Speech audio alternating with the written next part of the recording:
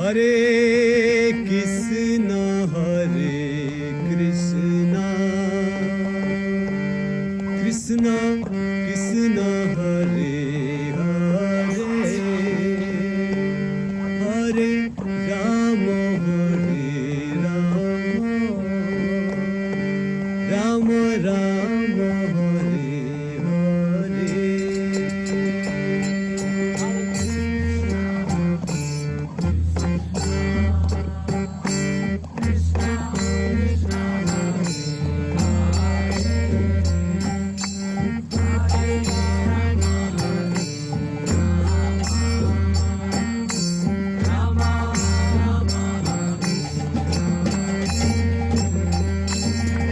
हरे कृष्णा कृष्णा कृष्ण हरे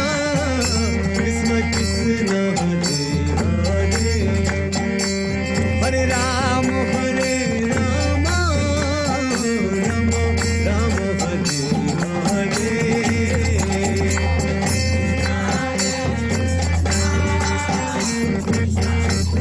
हरे।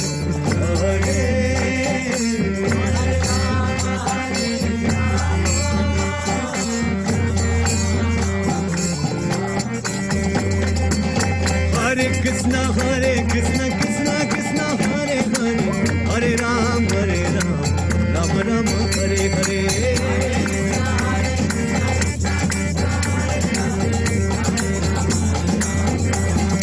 ओ हरे कृष्णा कृष्णा कृष्णा हरे हरे हरे राम राम राम हरे हरे।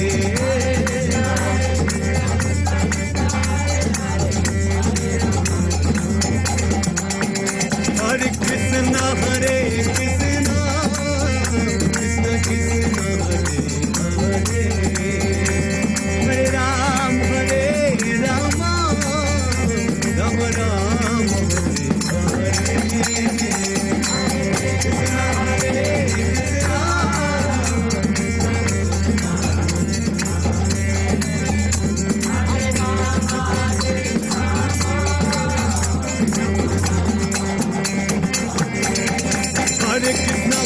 कृष्णा कृष्णा कृष्णा हरे हरे हरे राम राम राम हरे हरे।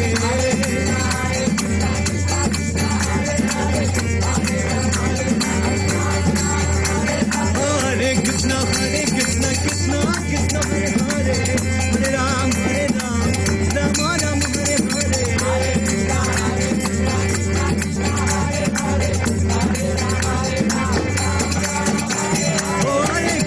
हरे कृष्णा कृष्णा हरे हरे हरे राम राम हरे हरे। हरे Krishna Krishna Hare Hare Ram Ram Hare Hare. Hare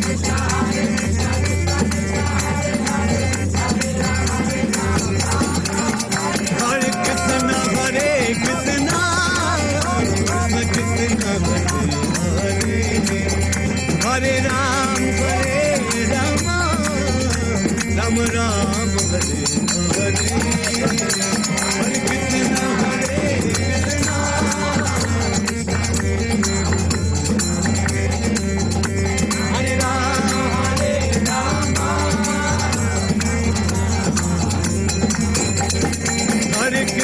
Hare Krishna Hare Hare Hare Ram Ram Hare Hare.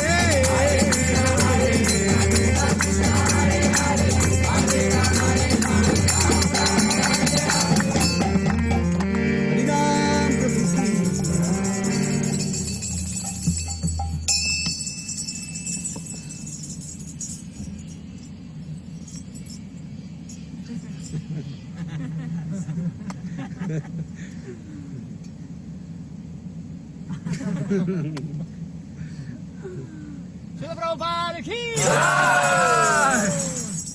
His Grace Patri Prabhu ki Swami Maharaj ki Hriday Gaura Premanande Nam Prabhupada Pavala ki Ismandi Pav ki Bhakta Vrinda ki Hriday Gaura Premanande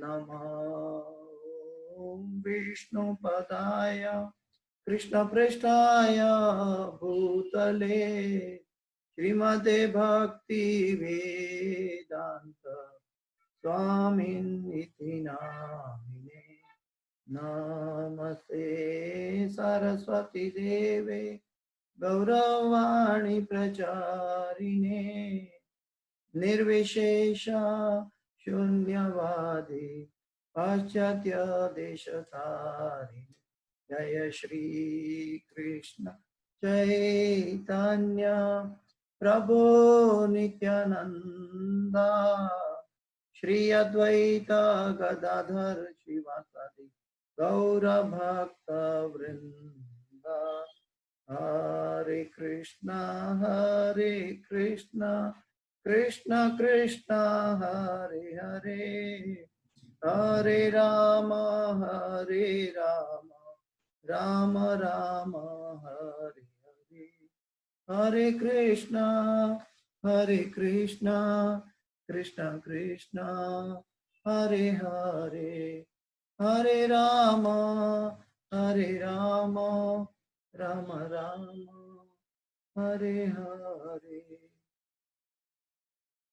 ओम अज्ञानातिमिरान्धस्य ज्ञानाञ्जनशलाकया चक्षुरुन्मिलितं येन तस्मै श्रीगुरवे नमः श्रीचैतन्यमनोभीष्टं स्थापितं येन भूतले स्वयं रूपगदा मह्यं ददाति स्वपदान्तिकं वन्देऽहं श्रीगुरु श्रीयुतापदकमलं श्रीगुरु वैष्णवांश्च श्रीरूपं साग्रजातं सगणा रघुनाथान्वितं तं सजीवं साद्वैतं सावधूतं परिजनसहितं कृष्ण चैतन्यदेवं श्री राधा कृष्ण पादां सहगणा ललिता श्री विशाखान्वितांश्च हे कृष्णा करुणा सिंधो दीनबंधो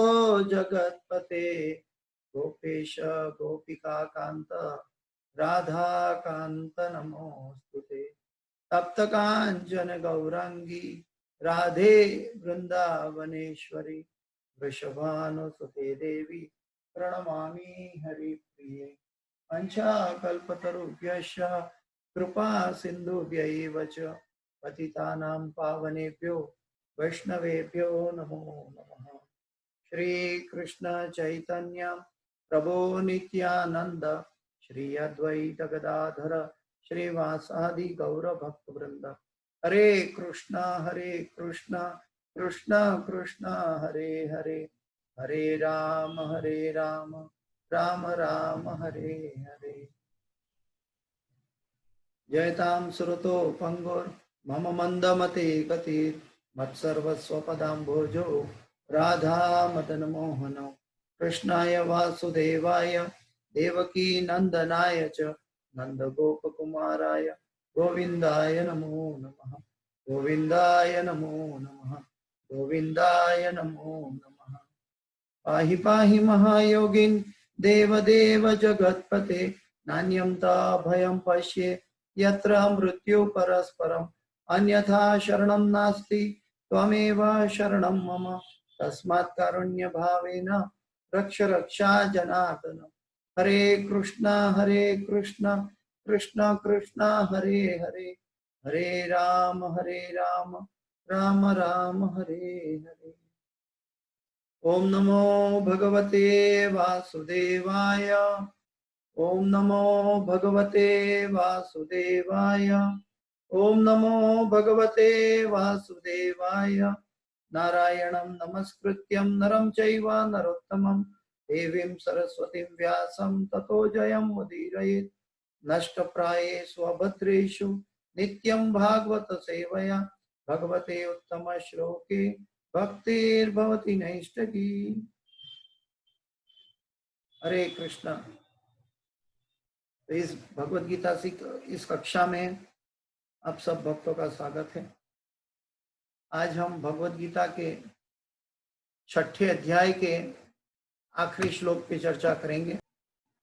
योगिनामपि सर्वेषां मद्गते अंतरात्मना श्रद्धवान् भजते यो मां समे युक्ततमो मतः।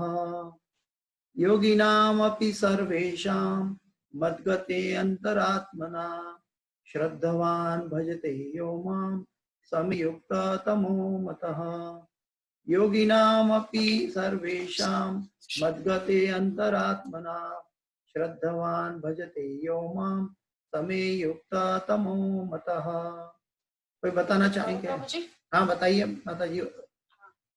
योगिनामपि सर्वेषां योगिन- मद्गतेनन्तरात्मना श्रद्धावान् भजते यो मां समे युक्ततमो मतः। योगिनामपि सर्वेषां मद्गतेनन्तरात्मना श्रद्धावान् भजते यो मां समे युक्ततमो मतः। हरे कृष्ण। अनुवाद।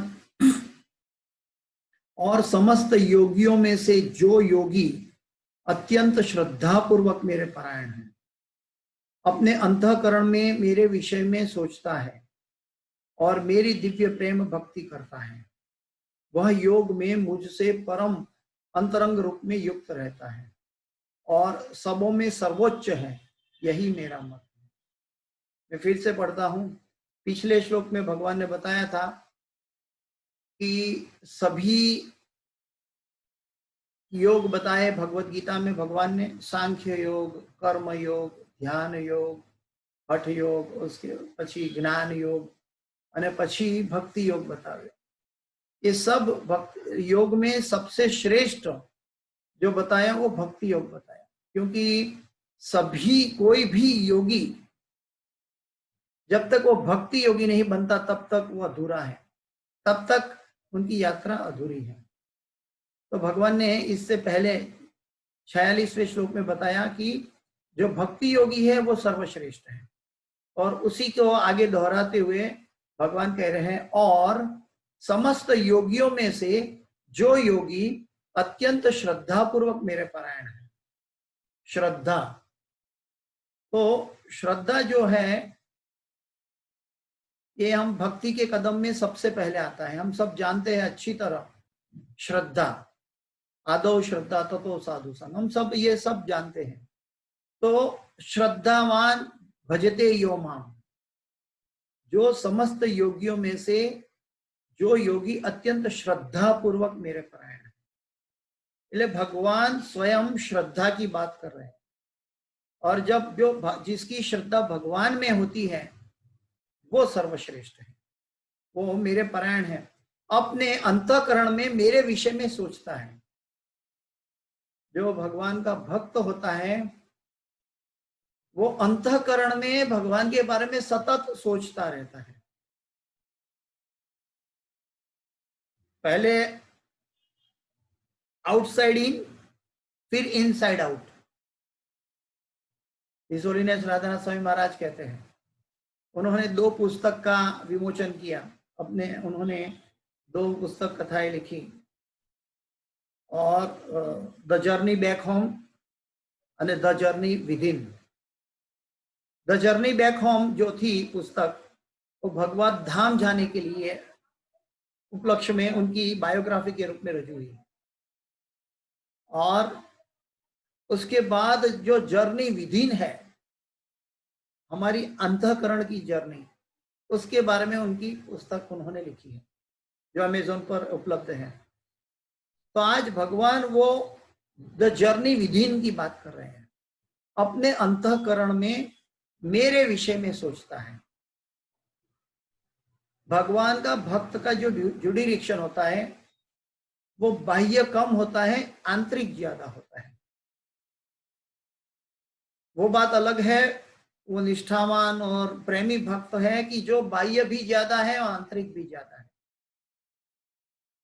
लेकिन ज्यादातर भगवान कहते हैं, भगवान का अपना मत है कि वो समस्त योगियों में से जो योगी अत्यंत श्रद्धा पूर्वक मेरे परायण है।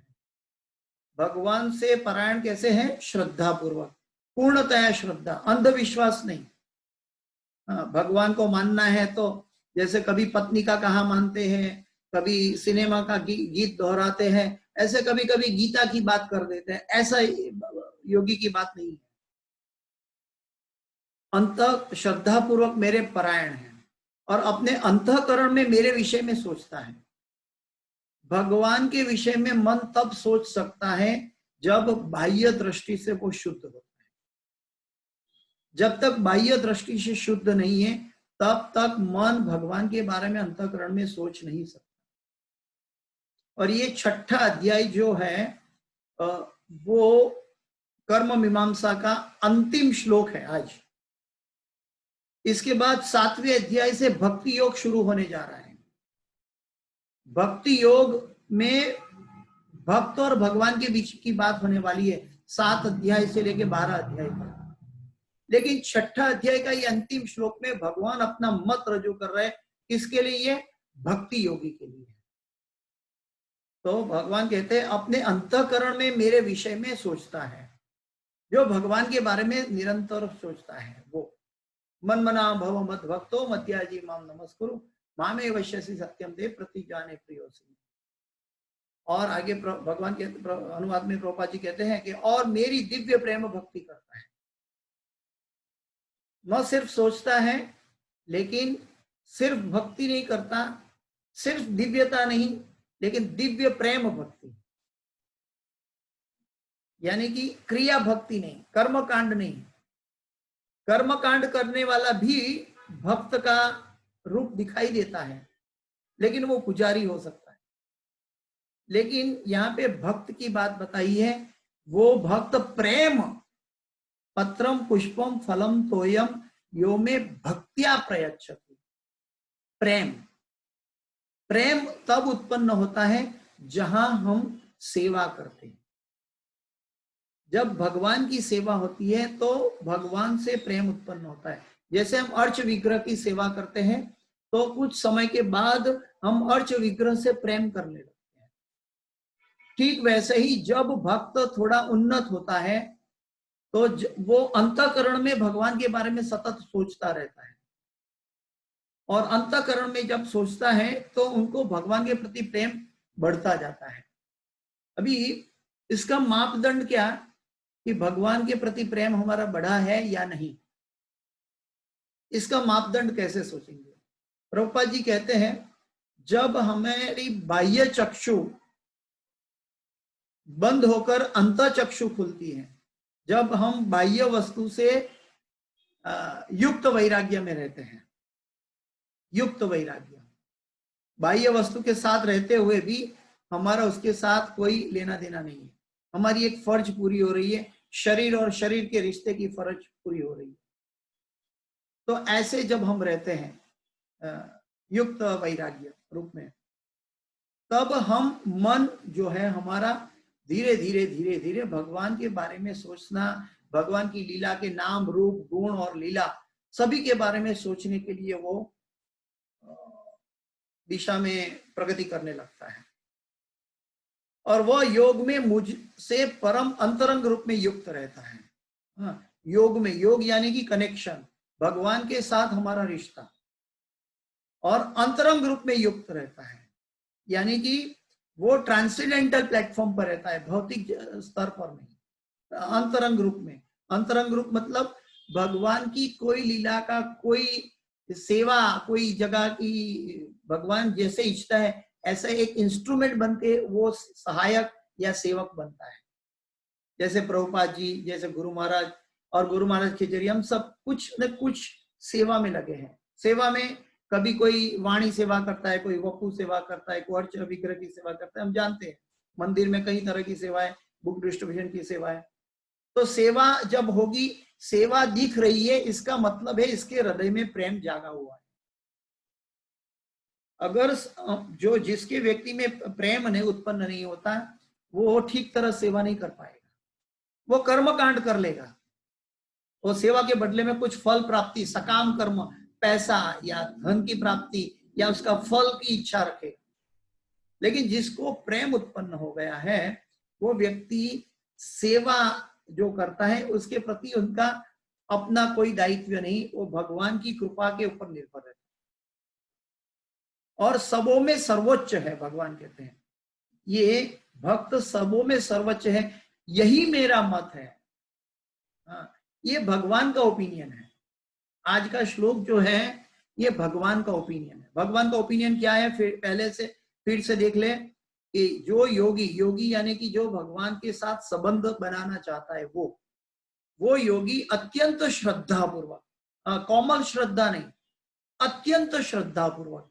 जैसे हम जानते हैं, हम हमेशा एग्जांपल देते हैं प्रहलाद महाराज का या ध्रुव महाराज की, तो उनकी श्रद्धा एकदम निष्ठावान थी। तो अत्यंत श्रद्धा पूर्वक मेरे परायण, भगवान के ऊपर डिपेंडेंसी। भगवान के ऊपर डिपेंडेंसी कब होती है ये भी हम सब पहले देख चुके हैं। जब हमें अपना दोष दिखाई देना शुरू होता है, हमारा अपना दोष दिखाई देता है और वो दोष हम निकालना चाहते हैं और नहीं निकाल पाते, हमारे पापों का दृश्य हमारे सामने होता है और वो पाप से हम छुटकारा खुद के प्रयत्न से नहीं कर पाते हैं, तब जाकर हमारी शरणागति की शुरुआत होती है और वो शरणागति दृढ़ हो जाती है। यानी कि वो मेरे परायण है, अपने अंतःकरण में मेरे विषय में सोचता है। वो सतत क्यों भगवान के बारे में सोचता है?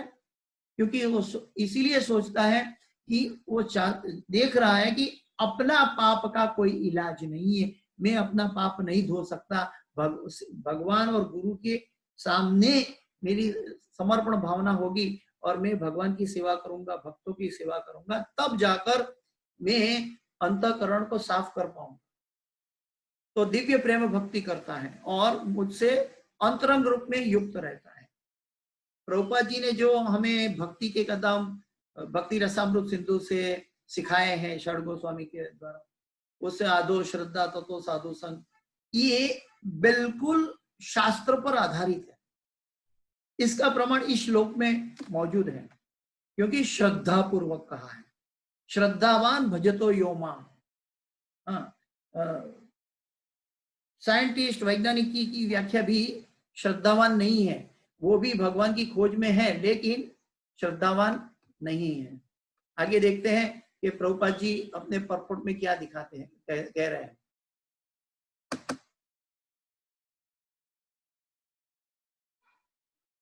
तात्पर्य भाई श्री भक्ति वेदांत स्वामी श्रील प्रभुपाद महाराज की जय। तात्पर्य, इसका तात्पर्य थोड़ा लंबा है लेकिन बहुत गहरा है, थोड़ा ध्यान से सुनिए, प्रभुपाद जी ने बहुत मेहनत की है। तात्पर्य, यहाँ पर भजते शब्द महत्वपूर्ण है। भजते भज धातु से बना है जिसका अर्थ है सेवा करना। भज यानी सेवा करना। अंग्रेजी शब्द वर्शिप, पूजन से यह भाव व्यक्त नहीं होता। पूजन और भक्ति, पुजारी और भक्त दोनों में अंतर है, पहले हमने चर्चा की है। पुजारी देवी देवता के हो सकते हैं लेकिन जब तक भगवान विष्णु तत्व की बात है, भगवान की बात, तो उनके भक्त होते हैं, उनकी पूजा करने वाले भी भक्त होते हैं। तो भक्ति में और पूजा में क्या अंतर है? भक्ति में प्रेम जुड़ा हुआ है, सेवा जुड़ी हुई है, और पूजन में क्या है? कुछ लाभ की प्राप्ति की इच्छा की वजह से हम कर रहे हैं, सकाम भक्ति। अंग्रेजी शब्द वर्शिप, पूजन से यह भाव व्यक्त नहीं होता क्योंकि इससे पूजा करना, सम्मान दिखाना तथा योग्य का सम्मान करना सूचित होता है, यानी कि एक ऐश्वर्य की बात है। लेकिन किंतु प्रेम तथा श्रद्धा पूर्वक सेवा तो श्री भगवान के निमित्त है। किसी सम्मानीय व्यक्ति या देवता की पूजा न करने वाले को अशिष्ट कहा जाता है, किंतु भगवान की सेवा न करने वाले की तो पूरी भर्त्सना की जाती है। जो व्यक्ति भगवान की पूजा नहीं करता, धर्मो ही तेषाम अतिको विशेष, धर्म बिना ही पशु ही समान। जो भगवान की भक्ति नहीं करता, जो भगवान की पूजा नहीं करता, जो भगवान की सेवा नहीं करता, वो व्यक्ति की उसकी भर्त्सना की गई है। हाँ, तो ये भगवान ने गीता में भी ये कहा है, प्रत्येक जीव भगवान का अंश स्वरूप है और इस तरह प्रत्येक जीव को अपने स्वभाव के अनुसार भगवान की सेवा करनी चाहिए, अपने स्वभाव के अनुसार। अभी हमारा स्वभाव कैसे समझे कि ठीक है या नहीं? जहां जहां हमारा मन विचरण करता है वो सभी दिशाओं में हम कृष्ण को लगा दे साथ में। हम जो भी सेवा करते हैं, मन कहाँ जाता है? जहां हमें लाभ दिखाई देता है। अगर हमारी भौतिक चीजों में लाभ दिखाई देता है तो उससे पहले भगवान को जोड़ दे। जब भगवान की सेवा होगी, मन भगवान की ओर जाएगा, तब हम निष्ठावान बन पाएंगे। ऐसा न करने से वह नीचे गिर जाता है। भागवत पुराण 11वां स्कंद 5वें अध्याय 3रा श्लोक में इसकी प्रकार की पुष्टि की गई है। ये ईशाम पुरुषम साक्षात आत्म प्रभवम ईश्वरम न भजन्त्य वजनान्ति तानात भ्रष्टा पतन्त्यधः। जो मनुष्य अपने जीवनदाता आद्य भगवान की सेवा नहीं करता और अपने कर्तव्य में शिथिलता बरतता है, वह निश्चित रूप से अपनी स्वाभाविक स्थिति से नीचे गिरता है। हाँ, जो मनुष्य अपने जीवनदाता आद्य भगवान की सेवा नहीं करता, जब हम भगवान की सेवा नहीं करते, जब हम भगवत गीता की सेवा नहीं करते, जब हम भक्तों की और वैष्णव की सेवा नहीं करते, तब तक हमारे अंदर पतन का मार्ग होता है। इस कर्तव्य में शिथिलता बरतता है तो वह निश्चित रूप से अपनी स्वाभाविक स्थिति से नीचे गिरता है। शिथिलता का मतलब है आलस के साथ जुड़ा नहीं रहना।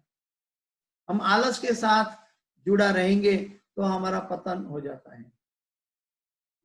भागवत पुराण के इस श्लोक के में भजंती शब्द व्यवहृत हुआ है। भजंती शब्द का प्रयोग परमेश्वर के लिए प्रयुक्त किया जाता है।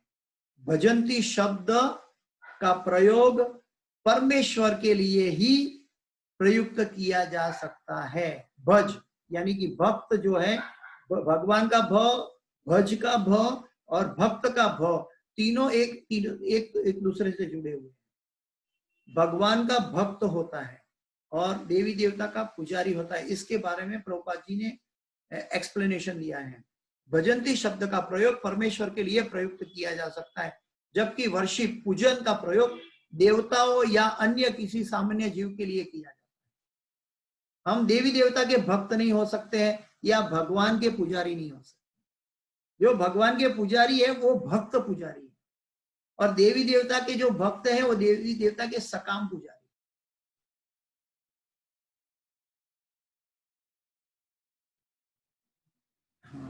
इस श्लोक में प्रयुक्त अवजानंती, हाँ, अवजानंती शब्द भगवत गीता में भी पाया जाता है। अवजानंती मां मूढ़ा। तो प्रभुपाद जी ने पहले तात्पर्य में बताया कि जो भगवान की सेवा नहीं करता उसकी भर्त्सना की जाती है मनुष्य योनि में। तो ये भगवान ने भी ये शब्द कहा है, अवजानंती मां मूढ़ाम मानुषिम तनुमाश्रितम। केवल मूर्ख तथा धूर्त भगवान कृष्ण का उपवास करते हैं। केवल मूर्ख तथा धूर्त, ये भगवान के शब्द हैं, तो वो कृष्ण का उपवास करते हैं। ऐसे मूर्ख भगवत भक्ति की प्रवृत्ति न होने पर भी भगवत गीता का भाष्य कर बैठते हैं। ऐसे मूर्ख भगवत भक्ति की प्रवृत्ति न होने पर भी भगवत गीता का भाष्य कर बैठते हैं, यानी कि वो अपनी कमेंट्री लिखते हैं। श्रीमद् भगवत गीता की 664 कमेंट्री लिखी गई है, प्रभुपाद जी ने बताया है। कितनी? 664। और 664 कमेंट्री में हार्डली प्रभुपाद जी कहते हैं 12 से 15 व्यवहारिक और प्रामाणिक। बाकी जो भगवत गीता की जो टीका टिप्पणी है वो सही नहीं है। तो यहाँ पे प्रभुपाद जी इसको भी दोहराते हैं कि क्या गया, हाँ, भाष्य कर बैठते हैं। फलतः वे भजंती व वर्शिप शब्दों के अंतर को नहीं समझ पाते। जो भगवान के भक्त नहीं है और भगवत गीता को एकेडमिक ज्ञान पर, या वो कर्म योगी है तो कर्म के ज्ञान पर, वो ध्यान योगी है तो ध्यान के ज्ञान पर, वो ज्ञान योगी है तो ज्ञान के ऊपर, वो हर एक व्यक्ति ने गीता अलग अलग योग के माध्यम से गीता को समझाने का प्रयास किया है और ये सभी को प्रभुपाद जी ने गलत दोहराया है। क्यों? क्योंकि भगवत गीता सिर्फ कर्म योग नहीं है, सिर्फ ज्ञान योग नहीं है, सिर्फ ध्यान योग नहीं है, सिर्फ सांख्य योग नहीं है। भगवत गीता भक्ति योग है और सभी योग का अंतिम अवसान भक्ति योग में होता है। तो भक्ति योग अल्टीमेट है, इसलिए भक्ति योग की जो शुरुआत है भगवान ने 7वें अध्याय से 12वें अध्याय में, यानी कि बहुत मध्य में की है गीता की। तो फलतः तो जो लोग कर्म योग के ऊपर आधारित है, कर्मी लोग जो है, और वो भगवत गीता समझाने चले तो वो गलत भाष्य कर बैठेंगे। वो ज्ञानी है तो वो भी गलत भाष्य कर बैठेगा, वो कोई ध्यानी है तो भी गलत भाष्य, क्योंकि वो अपूर्ण रहेगा। क्योंकि जब तक कोई कर्मी भी भक्त नहीं बनता तब तक उसकी कर्मयोग सिद्ध नहीं होता। कोई ज्ञानी भी ज्ञान की पराकाष्ठा भक्ति में समर्पित नहीं होती, भगवान पे प्रति समर्पित नहीं होती, तब तक वो ज्ञानी भी अधूरा है और उसका पतन हो जाता है ब्रह्म ज्योति के बाद।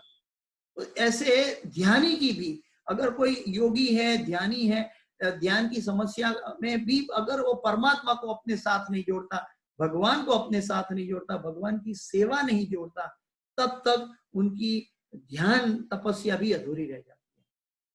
तो कर्म की मीमांसा भी अधूरी है, ज्ञान की मीमांसा भी अधूरी है, ध्यान की मीमांसा भी अधूरी है, सांख्य की मीमांसा भी अधूरी है, जब तक भक्ति की मीमांसा नहीं हो जाती। सभी को भक्ति में आना होता है। इसीलिए हम देखते हैं कि शंकराचार्य जी ने सांख्य योग पर भाष्य रचा। बड़ा सबसे पहला आध्यात्मिक शास्त्र रचा गया सांख्य शास्त्र पर, और वो सांख्य शास्त्र पर बहुत जीव और भगवान के प्रति, आत्मा और परमात्मा के प्रति बहुत गहरा ज्ञान बताया। लेकिन ये सब ज्ञान बताने के बाद अंत में शंकराचार्य जी कहते हैं, भज गोविंदम गोविंदम भज मूढ़ मते। अगर गोविंद को मूढ़ मत से भजना है तो वो सांख्य योग या ज्ञान योग का क्या फायदा। चैतन्य चरितामृतम ने कहा है कि कर्म योगी और ज्ञान योगी वो विष का भांडा है, वो हमें डिविएट करता है भक्ति करने से कभी कभी, इसलिए वो हमारा रास्ता पलटा देता है। तो आगे प्रभुपाद जी कहते हैं कि फलतः वे भजंती और वर्शिप शब्दों के अंतर को नहीं समझ पाते। जो एकेडमिकली भगवत गीता को समझने की कोशिश करता है वो आगे बताते हैं प्रभुपाद जी की भक्ति योग समस्त योगों की परिणति है। अन्य योग तो भक्ति योग में भक्ति तक पहुंचने के साधन मात्र है। यानी कि कर्म योग करो तो भी कर्म को एक जगह एक समय पर भक्ति योग में परिवर्तित होना होगा। कर्म योगी को भी, ज्ञान योगी को भी होना पड़ेगा, ध्यान योगी को भी होना पड़ेगा। लेकिन जो भक्ति योगी है तो अपने आप में पूर्ण है, अपने आप में स्वतंत्र है। जो पूर्णतया भक्ति योगी है उसको कर्म की भी जरूरत नहीं है, ज्ञान की भी जरूरत नहीं है, भक्ति अपने आप में इंडिपेंडेंट है। तो ये अल्टीमेटली भक्ति योग जाने के लिए है। योग का वास्तविक अर्थ भक्ति योग है, योग का वास्तविक अर्थ भक्ति योग है। लेकिन हम आजकल योग कर रहे हैं, योग साधना कर रहे हैं अपने मन को शांत करने के लिए, अपने शरीर की एक्सरसाइज के लिए। ये सब छिछरापन है और बहुत प्राथमिक अवस्था है, और न ये कलयुग में के लिए योग्य नहीं है, क्योंकि वो सतयुग की अवस्था है। कलयुग में तो मात्र हरिनाम संकीर्तन एकमात्र दवा है। अन्य सारे योग भक्ति योग रूपी गंतव्य की दिशा में अग्रसर होते हैं। सभी योग आपको अल्टीमेटली मैच्योरिटी में भक्ति योग में ले जाते हैं। कर्म योग से लेकर भक्ति योग तक का लंबा रास्ता, कर्म योग से लेकर भक्ति योग तक का लंबा रास्ता आत्म साक्षात्कार तक जाता है। अभी जो भक्ति योगी है वो सबसे पहले आत्म साक्षात्कार की ओर जाएगा। यानी कि सभी जब तक हम अगर कर्मी से भक्ति योगी नहीं बनते, यानी कि भक्ति योगी का प्राथमिक अवस्था में हमें आत्म साक्षात्कार, सेंस ऑफ सेल्फ रियलाइजेशन कि मैं आत्मा हूं और भगवान परमात्मा भगवान है और मेरा और भगवान का रिश्ता है, जीवेर स्वरूप है नित्य कृष्णदास। ये जब तक अवस्था नहीं आ जाती और जब तक इसका पालन नहीं हो पाता तब तक हमारा भक्ति योगी जो है वो अधूरा रह जाता है। यानी कि आत्म साक्षात्कार जो है वो होना बहुत जरूरी है। जो आत्म साक्षात्कार के प्रति जागृत होगा वो अंतःकरण में भगवान की भक्ति करेगा। जो आत्म साक्षात्कार के प्रति जागृत है वो निष्काम कर्मयोग इस रास्ते का आरंभ है। निष्काम कर्मयोग इस रास्ते का, आत्म साक्षात्कार के रास्ते का आरंभ मात्र है। जब कर्म योग में ज्ञान तथा वैराग्य की वृद्धि होती है, जब कर्म योग में ज्ञान और वैराग्य की वृद्धि होती है तो वह अवस्था ज्ञान योग कहलाती है। और जब ज्ञान योग में अनेक भौतिक विधियों से परमात्मा के ध्यान में वृद्धि होने लगती है, तब मन उन पर लगा रहता है, और तो इसे अष्टांग योग कहते हैं। और इस अष्टांग योग को पार करने पर जब मनुष्य श्री भगवान कृष्ण के निकट पहुंचता है तो वह भक्ति योग कहलाता है। लेकिन हमारे लिए श्री चैतन्य महाप्रभु ने और प्रभुपाद जी ने रास्ता दिखाया है कि ये अष्टांग योग का रास्ता जो है वो कर्मी और ज्ञानी के उनके लिए हाईवे का रास्ता है। भक्ति, जो व्यक्ति स्वयं भक्ति करना चाहता है उनके लिए तो कलयुग का जो अल्टीमेट धर्म है हरिनाम संकीर्तन है। हरे कृष्ण कृष्ण कृष्ण हरे हरे, हरे राम राम राम हरे हरे। तो इस अष्टांग योग को पार करने पर जब मनुष्य भगवान के निकट पहुंचता है तो वह भक्ति योग कहलाता है। यथार्थ में भक्ति योग ही चरम लक्ष्य है। सभी योग का चरम लक्ष्य भक्ति योग है, किंतु भक्ति योग का सूक्ष्म विश्लेषण करने के लिए अन्य योगों को समझना होता है। भक्ति योग की गहराई को जानने के लिए कर्म के बारे में हम जानते हैं, ज्ञान के बारे में जानते हैं, ध्यान के बारे में जानते हैं। क्यों? ये तो विषय का भांडा है, फिर भी क्यों जानते हैं? इसका मतलब क्या है मालूम है? हमें एक डॉक्टर बनना है, मान लो हमें एक डॉक्टर बनना है, तो डॉक्टर बनना है तो अभी हमें पहली कक्षा में एडमिशन लेना पड़ता है। किंडरगार्टन में, पहली कक्षा में, दूसरी कक्षा में, तीसरी कक्षा में, चौथी कक्षा में। तो जब हम तीसरी चौथी कक्षा पढ़ रहे हैं तभी डॉक्टर ही नहीं दिखाई देती। जब हम स्कूल पूरी हो जाती है, कॉलेज पूरी हो जाती है, तब हम बाद में पास होने के बाद डॉक्टर कहलाएंगे। जब तक वो पास नहीं होता, तो इसका मतलब डॉक्टर बनने का मतलब यह है कि उसने दूसरी तीसरी कक्षा भी पास की है। तो वो जो दूसरी तीसरी कक्षा की बात है वो कर्म योग, ज्ञान योग, ध्यान योग, ऐसी बात है। तो आगे बताते हैं कि अतः जो योगी प्रयत्नशील होता है वह शाश्वत कल्याण के सही मार्ग पर रहता है। जो योगी प्रयत्नशील होता है वह योगी शाश्वत कल्याण के सही मार्ग पर होता है। जो किसी की एक बिंदु पर दृढ़ रहता है, एकांशेन स्थितो जगत, एक बिंदु पर दृढ़ रहता है और आगे प्रगति नहीं करता, वो कर्मयोगी, ज्ञान योगी, ध्यान योगी, राजयोगी, हठ योगी आदि नामों से पुकारा जाता है। अगर हम एक जगह में स्थिर हो गए, कर्मयोग करके फिर पढ़ाई छोड़ दी, मतलब 4 कक्षा पढ़ाई करके स्कूल छोड़ दिया, या 8 कक्षा पढ़ के स्कूल छोड़ दिया, या 10 कक्षा पढ़ के स्कूल छोड़ दिया, तो उसकी अवस्था क्या है कि भाई ये तो 4 धोरण पास है, ये तो एसएससी पास है, ये तो 12वीं कक्षा पास है, ऐसा कहलाएगा। वैसे भक्ति में भी कर्म योगी, ज्ञान योगी जो प्रगति नहीं करता, भगवान की सेवा करने के साथ, भगवान के साथ जुड़ने की प्रगति नहीं करता, वो व्यक्ति कर्म योगी, ज्ञान योगी, ध्यान योगी, राजयोगी, हठ योगी आदि नामों से पुकारा जाता है। यदि कोई इतना भाग्यशाली होता है कि भक्ति योग को प्राप्त हो सके, तो यह समझना चाहिए कि उसने समस्त योगों को पार कर लिया है। यानी कि जिसने कॉलेज पार कर लिए, जो डॉक्टर बन गया है, तो उसको समझ लेना चाहिए कि उसने स्कूल की 1 से 10 कक्षा पास की है, एसएससी पास कर दी, या 12वीं कक्षा पास कर दी, कॉलेज पास कर दी, ऑटोमेटिक उसके बाद ही वो डॉक्टर बन सकता है। तो अतः कृष्ण भावना भावित होना योग की सर्वोच्च अवस्था है।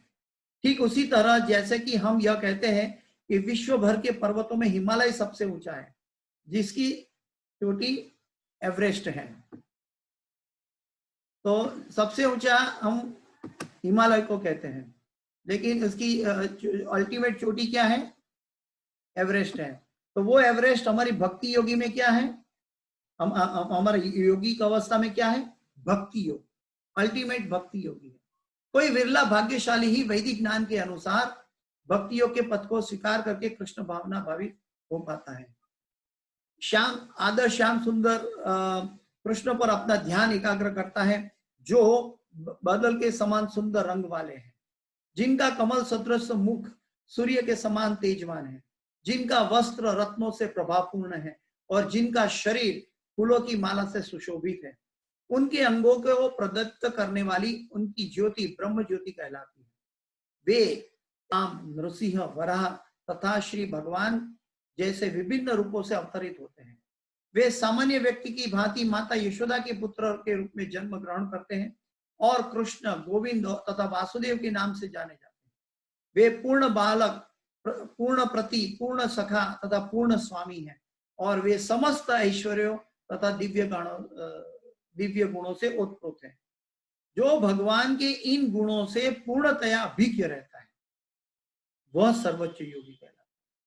प्रभुपाद जी कहते हैं ये भगवान की महिमा का नाम, रूप, गुण, लीला, महिमा के बारे में बताया प्रभुपाद जी ने। भगवान के स्वरूप के बारे में चर्चा की प्रभुपाद जी ने कि भगवान का दिव्य सुंदर रूप, भगवान कैसे है, सूर्य समान तेज वाले हैं, भगवान की लीला कैसी है, भगवान के रत्न आभूषण कैसे, भगवान ने कैसे सुशोभित माला पहनी है और उनकी ज्योति ब्रह्म ज्योति कहलाती है, उनके शरीर से उत्पन्न हुई ज्योति ब्रह्म ज्योति कहलाती है। ऐसी दिव्य ब्रह्म ज्योति कितनी गहरी है और वो भगवान अलग अलग अवतार, राम, नृसिंह, वामन तथा श्री भगवान के रूप में अवतरित होते हैं और अवतार करके अलग अलग लीला माधुरी करते हैं। रूप माधुरी, लीला माधुरी में भगवान, हम उसके बारे में चर्चा करेंगे। वे पूर्णतः बालक प्रति, वो भगवान जो है जब बालक थे तभी भी पूर्ण बालक थे, जब पति बने तभी भी पूर्ण पति बने। द्वारका में नारद मुनि ने एक बार भगवान की एग्जाम लेने की चाहा कि मैं देखता हूं कि भगवान किस रानी के साथ बैठे। 16,108 रानी है द्वारका में, तो भगवान किसके पास है?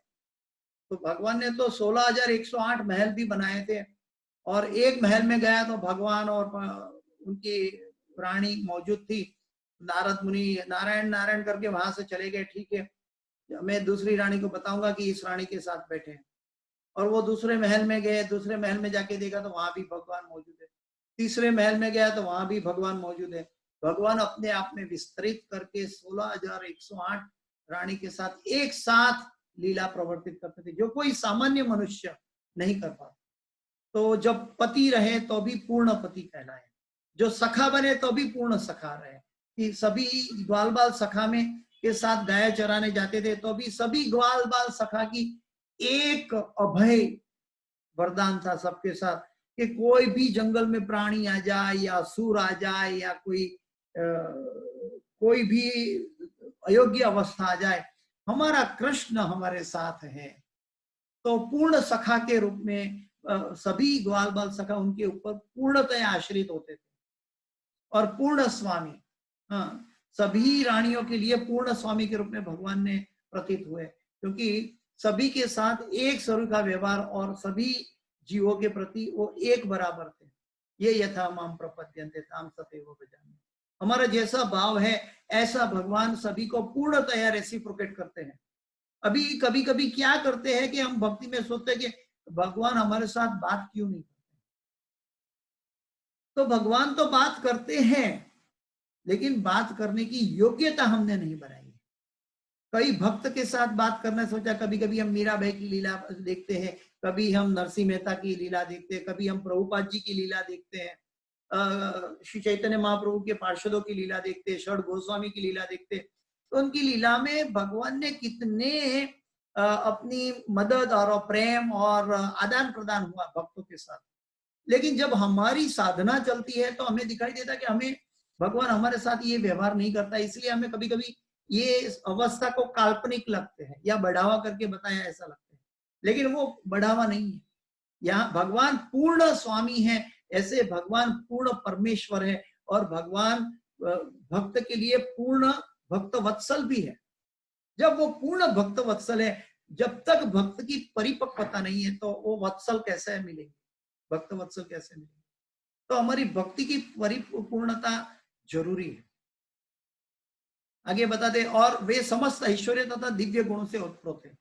भगवान का ऐश्वर्य, षड ऐश्वर्य जो है हम जानते हैं अच्छी तरह। तो ऐश्वर्य से और दिव्य गुणों से उत्पन्न है। अंगानी यस्य सकलेंद्रिय वृत्ति मनती।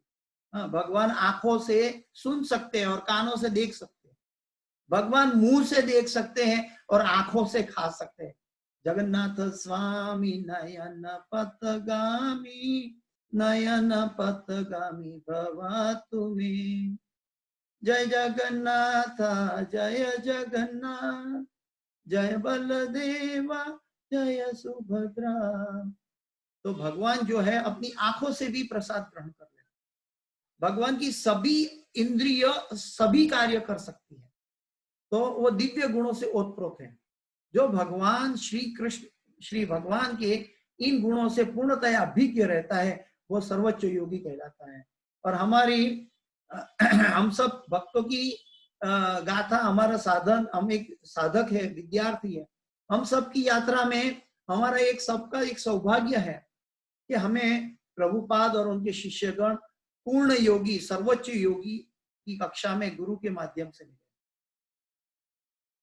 योगी की यह सर्वोच्च दशा केवल भक्ति योग से ही प्राप्त की जा सकती है, जिसकी पुष्टि वैदिक साहित्यों में श्वेताश्वतर उपनिषद 6:23 में यस्य देवे परा भक्ति यथा देवे तथा गुरो तस्य ते कथिता यार्था प्रकाशन्ते महात्मना। ये बहुत प्रभुपाद जी ने ये श्लोक अनेक बार दोहराया है। यस्य देवे परा भक्ति यथा देवे तथा गुरो तस्य ते कथिता यार्था प्रकाशन्ते महात्मना। बहुत गहरी बात है, ध्यान से इनको समझने की कोशिश कीजिए। जिन महात्माओं के हृदय में श्री भगवान तथा गुरु में परम श्रद्धा होती है, उनमें वैदिक ज्ञान का संपूर्ण तात्पर्य स्वतः प्रकाशित हो जाता है। भक्ति की पूर्ण अवस्था यही रूपे ब्रह्मांडे भ्रमिते कोनो भगवान जीव, गुरु कृष्ण कृपाए पाए भक्ति लता बीज। तो वही बात ये श्लोक में है। यस्य देवे परा भक्ति यथा देवे तथा गुरु तस्य ते कथिता यार्था प्रकाशन्ते महात्मनः। जिन महात्माओं के हृदय में श्री भगवान तथा गुरु में परम श्रद्धा होती है, श्रद्धा नहीं परम श्रद्धा। परम श्रद्धा का अर्थ है वो निष्ठा के बराबर है। परम श्रद्धा के मतलब है कि इस जगत की कोई भी अंधश्रद्धा से कई अलग दिव्य जगत की श्रद्धा की जो कभी धोखा नहीं देने वाली है। परम श्रद्धा का मतलब है वो परम जगत के साथ जुड़ी हुई है, और भौतिक जगत की श्रद्धा नहीं है। भौतिक जगत की श्रद्धा धोखा दे सकती है। हम जब भगवत गीता सुनते हैं, श्रीमद् भागवत सुनते हैं, तो पहले हम हमारे इंद्रियों के द्वारा सुनते हैं। कर्ण से सुनते हैं, आंखों से देखते हैं। तो आंखों से क्या देखते हैं? वक्ता को देखते हैं। कानों से क्या सुनते हैं? कि प्रभुपाद जी के तात्पर्य या उनके उपदेश या वक्ता के उपदेश हम सुनते हैं। तो हमें क्या दिखाई देता है? कि वक्ता कह रहा है। लेकिन यहाँ पे क्या बताया? वैदिक ज्ञान का जो गहराई कहाँ पे है? वैदिक ज्ञान की गहराई कहाँ मिलती है? जो जिसको गुरु में परम श्रद्धा होती है। यानी कि जब तक हम गुरु को भगवान का रिप्रेजेंटेटिव नहीं समझते हैं, ये अंधश्रद्धा नहीं है, ये अनुभव की बात है। शुरुआत में शायद दूसरों को देख के हमें स्वीकार करें, लेकिन एक समय आता है हम अनुभव करते हैं कि हमारे गुरु महाराज या जो बोनाफाइड गुरु परंपरा है, वो गुरु परंपरा एक्चुअल काल्पनिक नहीं है या मानसिक नहीं है, मनोधर्म की नहीं है। इसीलिए शास्त्र में ये श्रीमद् उपनिषदों में शास्त्र में ये बताया है गुरु की महिमा। जिन महात्माओं के हृदय में श्री भगवान तथा गुरु में परम श्रद्धा होती है, उनमें वैदिक ज्ञान का संपूर्ण तात्पर्य स्वतः प्रकाशित हो जाता है। अतः श्री कृष्ण नाम आदि न भवेत ग्राह्यम इंद्रिये सेवन मुखी ही जिह्वादौ स्वयं एवं स्फुरत तदा। अतः का मतलब है कि therefore, यानी कि ऋषि मुनियों ने पहला बहुत कुछ चर्चाएं कर ली और लास्ट में कंक्लूजन पर आए हैं। और लास्ट कंक्लूजन में ये कह रहे हैं, अतः श्री कृष्ण नाम आदि, भगवान कृष्ण के नाम के अलावा न भवेद ग्राह्यम इंद्रिये, हमारी इंद्रियों पर अंकुश नहीं हो सकता। सेवन मुखी ही जिह्वा दो, हमारी जिह्वा से उसका सेवन करो। स्वयं एवं स्फुरत तदा, और वो तुरंत हमें जागृत अवस्था की ओर ले जाए। लेकिन ये अवस्था हमें अतः श्री कृष्ण नामादि हमें कैसे प्राप्त होती है? यस्य देवे परा भक्ति यथा देवे तथा गुरु। वो गुरु के द्वारा प्राप्त होने के बाद उसके अंदर आध्यात्मिक शक्ति हो जाती है। प्रभुपाद जी कहते हैं कि ये एक बाह्य प्रक्रिया है, दीक्षा एक बाह्य प्रक्रिया है। लेकिन बाह्य प्रक्रिया जो है एक फॉर्मेलिटी है। प्रभुपाद जी एक बार कहते हैं कि ये हम जो दीक्षा समारंभ रखते हैं गुरु से, ये एक फॉर्मेलिटी है, तो हम उसको फॉर्मेलिटी मानकर चीप मानते हैं। चीप नहीं है। तो गुरु महाराज वो फॉर्मेलिटी के बारे में गुरु महाराज ने समझाया है। गुरु महाराज कहते हैं कि वो फॉर्मेलिटी दिखती है, क्यों? क्योंकि वो जीव का, वो व्यक्ति का, वो जो दीक्षा लेने जा रहा है उनका आंतरिक कल्टीवेशन हो चुका है। आंतरिक कल्टीवेशन यानी कि उसका हृदय इच्छुक है कि वो भगवत भक्ति के ऊपर आगे बढ़े, तभी वो दीक्षा के लिए आया है। यानी कि कुछ प्रमाण आंतरिक हुआ है तब वो दीक्षा के लिए आया है। तो it is a internal cultivation and external manifestation. Internal जो दीक्षा के बारे में गुरु महाराज ने डेफिनेशन बताई, उसमें बताया कि जो गुरु दीक्षा है it's a external manifestation of internal cultivation. तो हमारे आंतरिक मन की शुद्धि जो भक्ति तरफ आगे बढ़ने लगती है, तब गुरु भगवान के द्वारा गुरु भेजे जाते हैं, और वो गुरु और भगवान के प्रति श्रद्धा रख के हम हमारे हृदय में वो वैदिक ज्ञान प्राप्त कर सकते हैं। हम स्वयं प्रयत्न करेंगे तो भूल जाएंगे, या तो इधर उधर मानसिक तर्क वितर्क में लग जाएंगे। तर्को प्रतिष्ठा श्रुति या विभिन्ना मतिर्न कृष्णे परतो सतोवा। तर्को प्रतिष्ठो, हमारा तर्क की प्रतिष्ठा करने के लिए श्रुति या विभिन्ना, और हमारी अनेक शास्त्रों हैं उसके बारे में चर्चा करके हमारा तर्क रजू करके मतिर्न कृष्णे परतो सतोवा विथोपी पद्यते। एनीवे, तो वो जहां तक हमारी कृष्ण में श्रद्धा नहीं, मतिर्न कृष्णे परतो सतोवा, तो वो सिद्ध नहीं हो पाता। मिथोपी पद्यते, that is another thing. Anyway, भक्ति रस्य, आगे प्रभुपाद जी कहते हैं, भक्ति रस्य भजनम तदिहा मूत्रोपाधिने रास्ये नामुष्मिन मन कल्पना में तदेव नैष्कर्म्यम। भक्ति का अर्थ है भगवान की सेवा जो इस जीवन में या अगले जीवन में भौतिक लाभ की इच्छा से रहित होती है। अभी इच्छा के बिना तो हम जी नहीं सकते हैं, और इच्छा रहित कैसे हो सकती है भगवान? ये एक प्रश्न है कि जब हमारी इच्छा भगवान की इच्छा को समर्पित हो जाए, उसको कहते हैं इच्छा रहित। जब तक वो इच्छा रहित नहीं है तब तक एक साधक की यात्रा है। जैसे भागवत में बताया है, अकाम सर्व कामो व मोक्ष काम उदारधि तीव्रेण भक्ति योगेन यजेता पुरुष परम। तो अकाम है या सकाम है, फिर भी हमें भगवान की साधना करनी चाहिए, भगवान श्री कृष्ण की। तो एक यात्रा है। लेकिन यहाँ पे बताया, भक्ति की बात बताई, तो भगवान की सेवा जो इस जीवन में या अगले जीवन में भौतिक लाभ की इच्छा से रहित होती है। यानी कि मैं ये भगवान की भक्ति करूंगा तो भगवान मेरा फायदा करेंगे, भगवान मेरा ध्यान रखेंगे, भगवान मेरी तबीयत ठीक रखेंगे, भगवान उसका कल्याण कर दो, भगवान उसकी बर्थडे को ब्लेसिंग दे दो, या भगवान हमारा संसार परिवार ठीक से चलाओ, या भगवान हमारी नौकरी ठीक से चलाओ, या भगवान हमारी माला एकाग्र करना तो भक्ति है खैर, लेकिन हमारी माला हमसे 16 माला करवा लो। तो जब तक हमारे भौतिक अभियान है तब तक वो भक्ति नहीं है, वो सकाम भक्ति है। भक्ति का अर्थ है कि वो इच्छा रहित यानी कि निष्काम कर्म नहीं, मतलब वो भगवान के लिए किया गया कर्म, भगवान की इच्छाओं की पूर्ति। और भगवान की इच्छा क्या है? गीता में भगवान ने अनेक बार अलग अलग महलों से अलग अलग विषय में दोहराया गया है, जो आज हम पढ़ रहे हैं उसके एक अंग। तो भगवान के बताए हुए रास्ते से जो अपनी भगवान की सेवा करते हैं, जैसे हम इस्कॉन में नारदीय पंचरात्रि की विधि के द्वारा भगवान की अर्चन विधि करते हैं।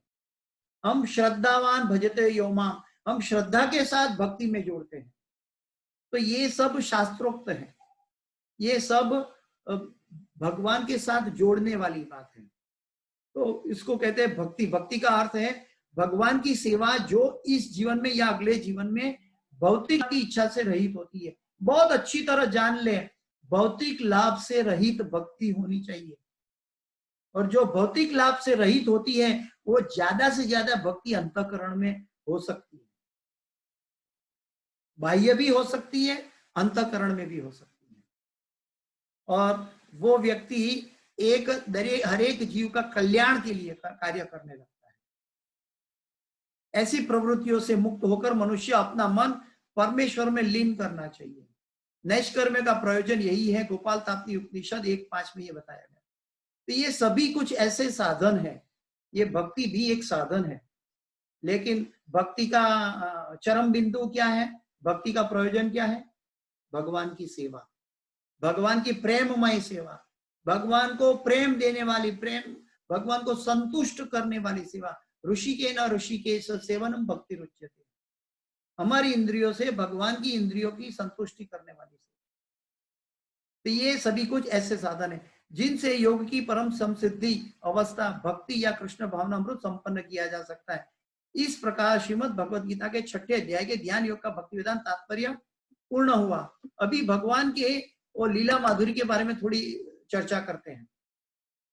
भगवान श्री कृष्ण तत्व के लिए उसके लिए बताया कि भगवान श्री कृष्ण अतीत की लहरों से भरे समुद्र की तरह है, जो तीनों लोकों में सभी के भीतर आश्चर्य उत्पन्न करते हैं। आश्चर्य, आश्चर्य रूपो, हम चौराष्टक में कहते हैं आश्चर्य रूपो। जैसे जगन्नाथ जी का स्वरूप है आश्चर्य रूप। तो आश्चर्य रूप का मतलब क्या है?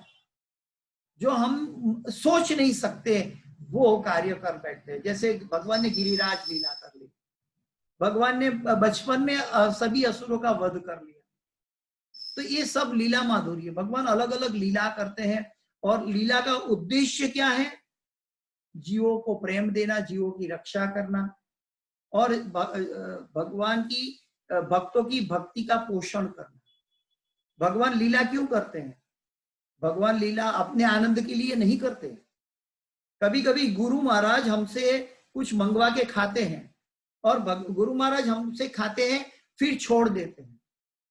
तो वो क्यों छोड़ देते हैं? अपनी इंद्रिय तृप्ति के लिए खाते हैं? नहीं। गुरु महाराज कभी कभी एक बाइट ले लेते हैं फिर छोड़ देते हैं, बहुत अच्छा है फिर भी। क्यों छोड़ देते हैं? क्योंकि वो अपनी भक्तों को वो प्रसाद के रूप में बांटना चाहते हैं।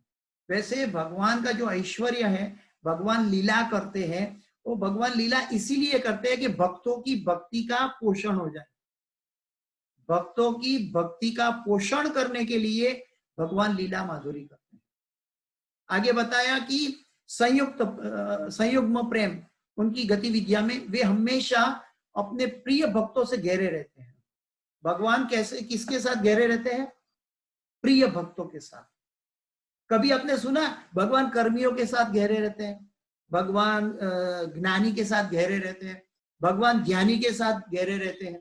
ध्यानी को तो अपनी अकेले की यात्रा करनी पड़ती है और तब हृदय में परमात्मा के रूप में कुछ क्षण के लिए भगवान का दर्शन होता है, लेकिन फिर भी सेवा नहीं हो पाती। तो भगवान कभी कर्मियों के लिए, ज्ञानी के लिए, ध्यानी के लिए उपलब्ध नहीं है। लेकिन वो कर्मी, वो ध्यानी, वो ज्ञानी अगर वो भक्त बन जाता है तो भगवान उनके प्रिय भक्तों से गहरे रहते हैं। और प्रिय कैसे बने? मनोधर्म से की हुई भक्ति भगवान की प्रियता तक नहीं ले जाएगी, शायद वो भक्ति नहीं कहलाएगी। लेकिन मनोधर्म छोड़कर साधु गुरु शास्त्र की जो भक्ति है, वो भक्ति हमें धीरे धीरे धीरे धीरे भगवान को क्या प्रिय है उसके बारे में जानकारी देगी और उस दिशा में हमारी यात्रा करवाएगी। आज देखिए, हम अगले एकादशी को गीता जयंती आने वाली है और सभी भक्त को पता है कि भगवान कहते हैं कि जो भक्त मेरा ज्ञान सबको पहुंचाएगा उससे ज्यादा मेरा कोई भक्त प्रिय न था, न है, न रहेगा। ये भगवान ने गीता में कह दिया है, और भक्त ने वो उठा लिया गीता और सभी को बांटने लगा। तो वो भगवान ऐसे प्रिय भक्तों से घिरे रहते हैं। तो जैसे हम पहले देख चुके हैं कि भक्त के लिए भगवान अदृश्य नहीं होते और भगवान के लिए भक्त अदृश्य नहीं होते। भक्त का मतलब है वो हर जगह में भगवान की उपस्थिति के अलावा कुछ नहीं देखता।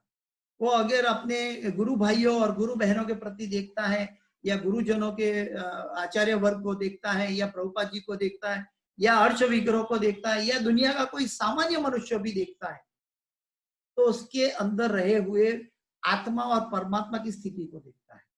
यानी कि वो कण कण में फैले हुए भगवान का दर्शन सर्वत्र करता है। इसी वजह से वो भगवान से हमेशा संयुग्म युक्त रहता है और वो कभी भी भगवान से अलग नहीं होता। और जो युक्त रहता है वो अंतःकरण में सदा ही भगवान का चिंतन करता रहेगा। कोई व्यक्ति जो ग्राम्य व्यक्ति है, जो भौतिक संसारी व्यक्ति है, वो दूसरों को देखता है तो उनके प्रति द्वेष, ईर्ष्या, उनके दोष के बारे में चर्चा करता है।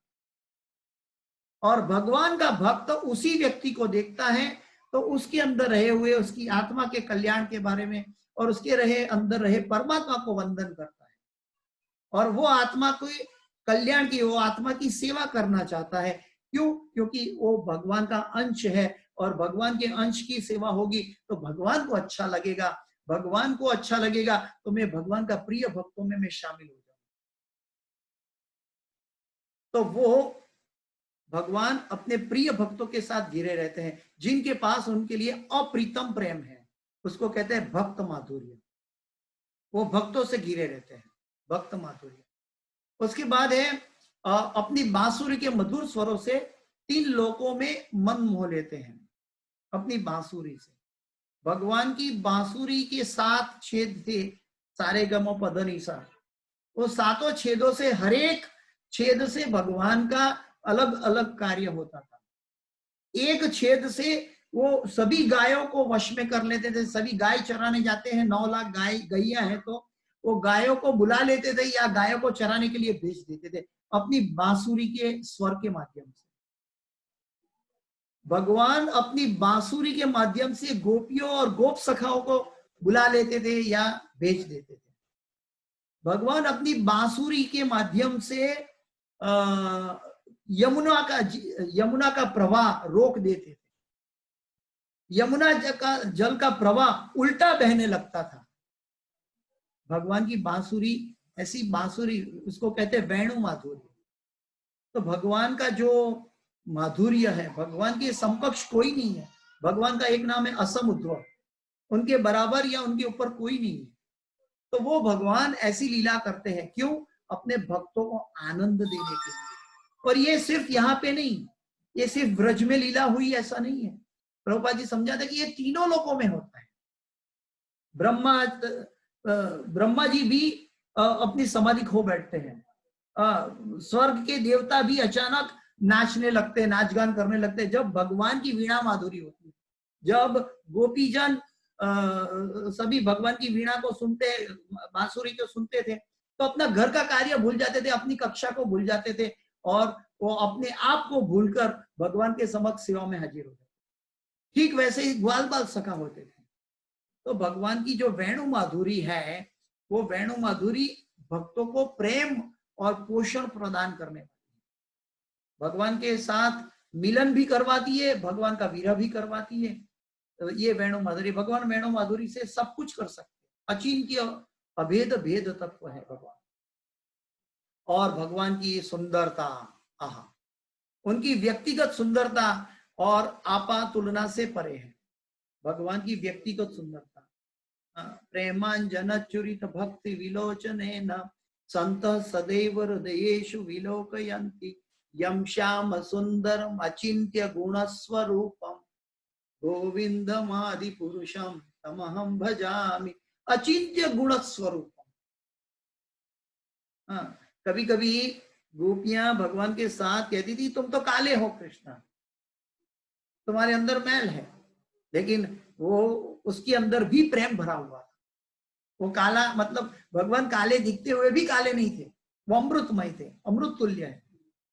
अमृत तुल्य भी नहीं कह सकते हैं, क्योंकि भगवान अमृत के बराबर नहीं है, भगवान से अमृत उत्पन्न हुआ है, भगवान अमृत से भी ऊपर है, और आपा उसकी आपा तुलना से परे है। इस जगत में ऐसी कोई चीज नहीं है कि जिसकी तुलना हम भगवान से करें। एट द सेम टाइम इस जगत में सभी चीज में भगवान की अभिव्यक्ति जुड़ी हुई है, भगवान की इच्छा से वो हमें दिखाई दे रही है, भगवान की इच्छा से सभी चीज प्रकट हुई है, चाहे प्रकृति हो, चाहे जीव सृष्टि हो, चाहे 84 लाख योनि हो, चाहे पदार्थ हो, चाहे पर्वत हो, चाहे बारिश हो, चाहे देवतागण हो, ये सभी भगवान की अभिव्यक्ति। लेकिन फिर भी भगवान सबसे परे हैं। ये सब में भगवान होते हुए, कण कण में भगवान होते हुए, प्रकृति में भगवान होते हुए, हमारे अंदर परमात्मा के रूप में भगवान होते हुए भी हमसे पर है। पर का मतलब क्या है? वो त्रिगुणातीत है। ये भौतिक जगत में 3 गुण है, सत्वगुण, रजोगुण, तमोगुण। तो वहां पे त्रिगुणातीत मतलब संधिनी, आह्लादिनी और समवेत, ये 3 गुणों के अंदर बैठे हुए भगवान। आध्यात्मिक 3 गुण है, कोई भी उसके बराबर नहीं है, असमुद्वम, और कोई भी उससे बड़ा नहीं है। यानी कि ये भगवान की रूप माधुरी है। तो भगवान की लीला माधुरी, भक्त माधुरी, वेणु माधुरी, रूप माधुरी, ये सब भगवान की दिव्य शक्तियों में से है कि भगवान का सर्वे ऐश्वर्यों से पर है, कि जो और कहीं भी आपको मिलने नहीं मिलेगी। भगवान की महानता, भगवान की सर्वश्रेष्ठता, योगिनाम अपि सर्वेषाम। तो भगवान की महानता, भगवान की गहराई को अगर हमें समझना है तो हमें करना है, भगवान की गहराई को समझना है तो हमें भक्तों का संग करना है। सबसे पहले आदो और श्रद्धा साथ में रहनी है। श्रद्धा के साथ अगर हम जाएंगे तो भक्ति की यात्रा शुरू होगी। श्रद्धावान भजतो ये मां, आज के श्लोक में बताया। तो श्रद्धा बहुत जरूरी है, और श्रद्धा का पोषण भक्तों के संग में होगा। तो साधु संग, भजन क्रिया, ये सब हम कदम जानते हैं, अनेक बार दोहरा चुके हैं, जानते हैं अच्छी तरह। लेकिन इसका असली माहौल, इसकी यात्रा का असली रहस्य को समझना है तो यस्य देवे यथा गुरु, हम गुरु और भगवान में इक्वल, हमारे अंदर पूरी श्रद्धा होनी चाहिए। अगर हमारे अंदर, भगवान कहते हैं संशय आत्मा विनश्यति, अगर हमारे अंदर संशय कोई भी तरह का है तो हमें पूछ लेना चाहिए। लेकिन संशय लेके यात्रा नहीं करनी है। अगर संशय लेके यात्रा करेंगे तो हम यात्रा में आगे नहीं बढ़ पाएंगे, हम भक्ति के कदम में आगे नहीं बढ़ पाएंगे। हमारा संशय रजू करना है। इसलिए हम देखते हैं कि भगवत गीता हो या श्रीमद् भागवत हो, तो शौनक ऋषि गण हो या सुत गोस्वामी हो, सभी जगह प्रश्नोत्तरी हो रही है, सभी जगह जवाब हो रहा है। तो ये भगवान की माधुरी के बारे में हमने चर्चा की, भगवान के ऐश्वर्य के बारे में चर्चा की। अभी अगले क्लास में हम भक्ति योग के अंदर कदम रखने जाएंगे, 7वें अध्याय में प्रवेश करेंगे, और 7 से 12 अध्याय जो है वो भगवान का भक्ति योग कहलाता है, भक्ति योग की यात्रा है। और भक्ति योग के यात्रा शुरू होने से पहले भगवान ने हमें जगा दिया है कि हमारे अंदर गुरु और भगवान के प्रति श्रद्धा होगी तो हम भक्ति में कदम रख पाएंगे। अगर भगवान श्रद्धा नहीं होगी तो भक्ति में कदम मिलना दुर्लभ है। किसी का कोई प्रश्न है?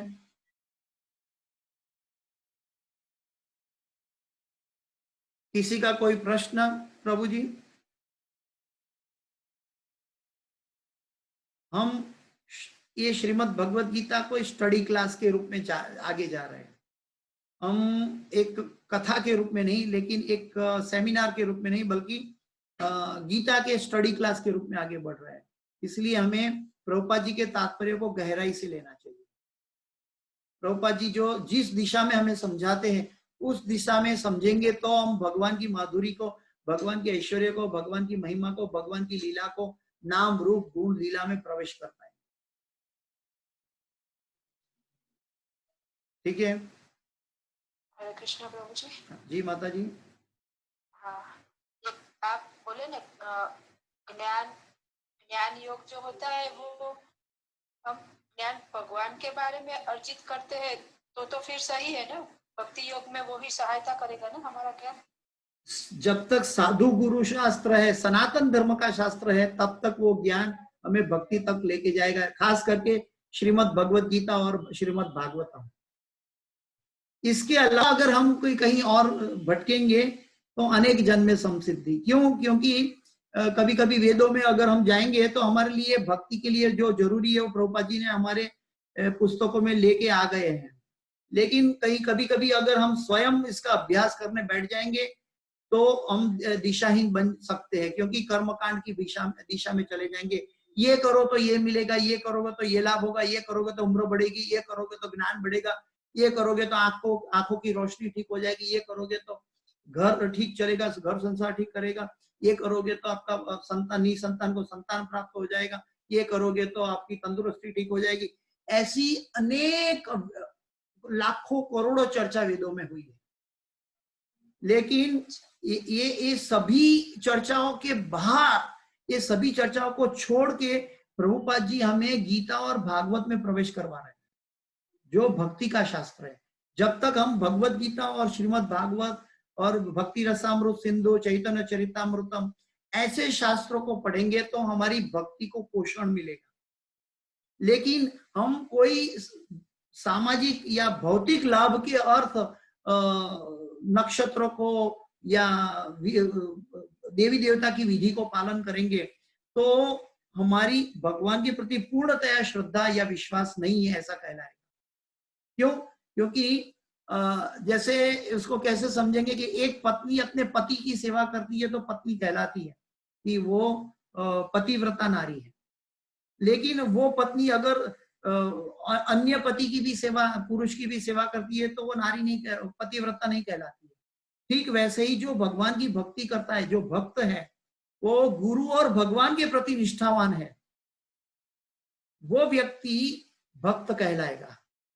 नहीं तो हम सकाम कर्मी, हाँ उन्नति तो होगी लेकिन सकाम कर्मी अनेक जन्म में समसिद्धि, धीरे धीरे भगवान जैसे कर्म योगी को लाते हैं धीरे लाइन पर, फिर ज्ञान योगी को लाते हैं, ध्यान योगी को लाते हैं, ऐसे ऐसे आगे लाते हैं। लेकिन भक्ति रसामृत के पन्नों में जाएंगे तो आपको पता चलेगा कि वहां ये भी बताया गया है कि इवन कर्म कांड और ज्ञान कांड की भी जरूरत नहीं है, हमें तो गोविंदम भज मूढ़मते की जरूरत है। जब हम मध्य लीला में, चैतन्य चरितामृतम में मध्य लीला में राय रामानंद और चैतन्य महाप्रभु का संवाद सुनेंगे तो उसमें पता चलेगा कि कार्मिक भक्ति को भी चैतन्य महाप्रभु ने रिजेक्ट कर दिया, ज्ञान की भक्ति को भी रिजेक्ट कर दिया, और भगवान के साथ निष्काम प्रेम और सेवा भक्ति को प्राधान्य दिया। जो प्रेम है सेवा से उत्पन्न होता है, जब तक सेवा भक्ति में नहीं जुड़ेंगे तब तक प्रेम भक्ति तो बहुत दूर की बात है। और भगवान तो प्रेम से घिरे रहते हैं, प्रेमी भक्तों के साथ। तो प्रेमी भक्त, अगर कोई भक्त को कोई भगवान में श्रद्धावान तो है पर उसका मन में अभी पूरा शुद्ध भक्ति नहीं है, हाँ, तो उसको कुछ अपने इच्छा है, भौतिक इच्छा है, तो भी वो कृष्ण का भजन तो कर ही सकते हैं। बिल्कुल, क्योंकि उनकी जिसने जीवन में, इवन मुस्लिम भी है, कसाई भी है, जिसने जीवन में एक बार भी जाने अनजाने में भी कृष्ण का नाम एक बार मुंह से ले लिया, उसके जीवन में कृष्ण का भक्ति का बीज तो जुड़ ही गया। वो कब फलित होगा उसके कर्मों पर आधारित होगा, किसका ज्ञान पर आधारित होगा, किसका ध्यान और समाधि पर आधारित होगा। लेकिन भक्त की पूर्णता का मझार कहाँ है? उसकी प्रेम भक्ति पर आधारित होगा। तो वो प्रेम भक्ति जो है सेवा से उत्पन्न होगी, और सेवा मनोधर्म से, मन से उत्पन्न हो जाए ऐसी सेवा मत करिए। हमें सेवा नारदीय पंचरात्रि की विधि से, नारद मुनि के बताए गए पद चिन्हों के अनुरूप, जैसे हमारे गुरुवर्य हमें इस्कॉन में अर्चन विधि करवाते हैं, जैसे हमें वैष्णव सेवा में जोड़ते हैं, जैसे भगवत गीता डिस्ट्रीब्यूशन में जोड़ते हैं, क्योंकि हमारी जो सेवा है दिव्य स्तर पर की सेवा लेने की दिशा में ले जाते हैं।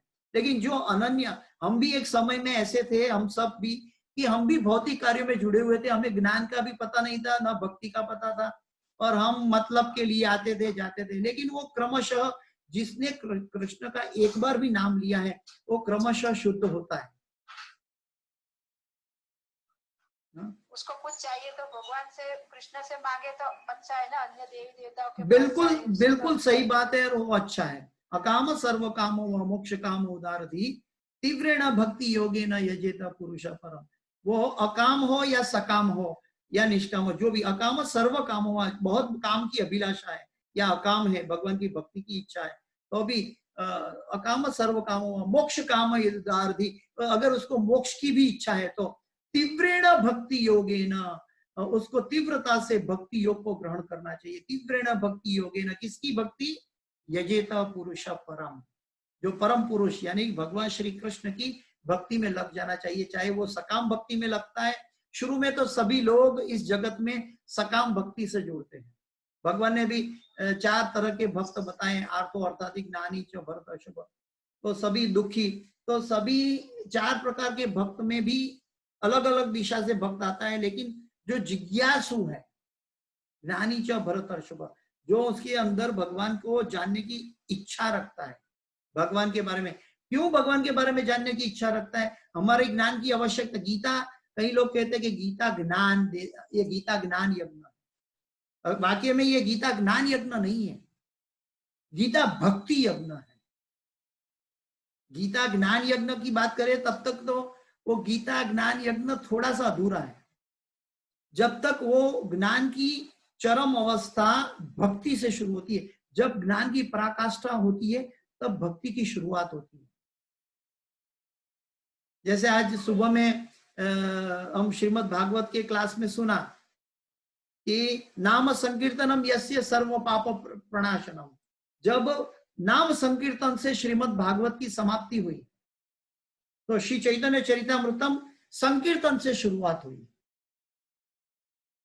हाँ, तो कहने का मतलब क्या है कि जहां हमारी अवस्था, भगवान का नाम ऐसा शुद्ध करने वाला है, भगवान ने ऐसे प्रोग्रामिंग कर रखे हैं कि हर एक व्यक्ति जिसने कृष्ण नाम ले लिया है उसको कहीं कहीं पे उसको बिल्कुल अन्याय ना हो और भक्ति में वो आगे बढ़े, उसी तरह उसको अनुमति मिल जाती है और वो भगवान ध्यान रखते हैं। लेकिन अगर हमारी इच्छा भक्त बनने की नहीं है तो भक्त नहीं बन पाएंगे। अगर हमारी इच्छा का शुद्धिकरण, उसको भक्ति कहते हैं। लेकिन इच्छा की शुद्धिकरण का मतलब है हमारी इच्छा। भगवान ने हमें फ्री विल दिया है और वो फ्री विल जब हम गुरु के प्रति समर्पित करते हैं उसको दीक्षा कहते हैं, और गुरु के उपदेशों के प्रति समर्पित करते हैं उसको भक्ति कहते हैं।